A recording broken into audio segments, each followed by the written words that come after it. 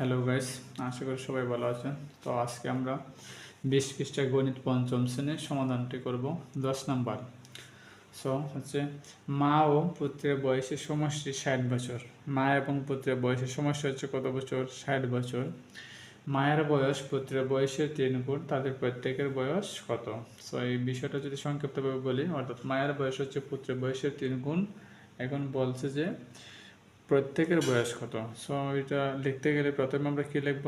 লিখতে পারি যে মায়ের বয়সের কয় গুণ? 3 গুণ। এবং মা ও পুত্রের বয়সের সমষ্টি, যেহেতু মায়ের বয়সের 3 গুণ, তো মা ও পুত্রের বয়সের সমষ্টি হবে কি? 4 গুণ।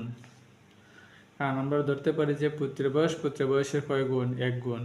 এই জন্য আমরা লিখতে পারি যে ও পুত্রের বয়সের সমষ্টির সমান হচ্ছে পুত্রের বয়সের কয় গুণ? 4 গুণ।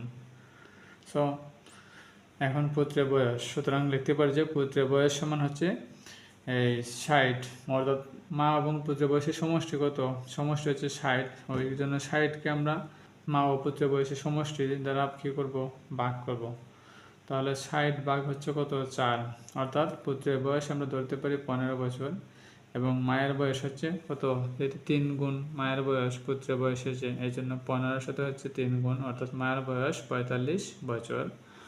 সুতরাং লিখতে পারে যে মায়ের বয়স 45 বছর এবং পুত্রের বয়স 15 বছর। আশা করি বুঝতে পারছেন। ধন্যবাদ। যদি আবার একটু সহজভাবে বলি বিষয়টা, যেহেতু মায়ের বয়সের 3 গুণ, পুত্রের বয়স হবে পুত্রের বয়সের 1 গুণ, এই জন্য মা ও পুত্র বয়সের সমষ্টি সমান পুত্রের বয়সের 4 গুণ। এই জন্য মোট মা ও পুত্রের মোট বয়সকে যেহেতু 4 দিয়ে আবার কী করছে? ভাগ করছে। ভাগ করার ফলে কত পেয়েছি আমরা? 60-এর মধ্যে 4 যাবে 15 বার, অর্থাৎ পুত্রের বয়স 15 এবং মায়ের বয়স যেহেতু পুত্রের বয়সের 3 গুণ, এই জন্য 15 গুণ 3, অর্থাৎ 45 বছর। এবং আমরা ফাইনালি লিখতে পারি যে সুতরাং মা ও মায়ের বয়স কত? 45 বছর এবং পুত্রের বয়স 15 বছর।